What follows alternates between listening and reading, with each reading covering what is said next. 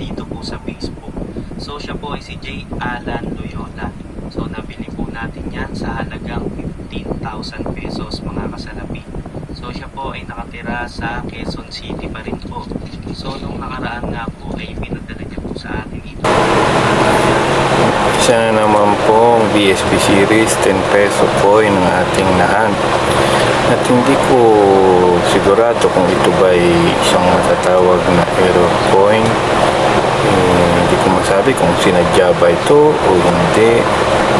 Pero burado ang mukha ni Apolinario Mabini ba ito? Tingnan niyo pong mabuti. Baka ito nga pakikilatis po mabuti kung ito nga po isang error coin matatawag mga kasalapi. Yun lang po. Binibili ko rin po yan mga kasalapi. Yung meron pong taong 2006 at doon naman po sa new generation currency na 25 centimo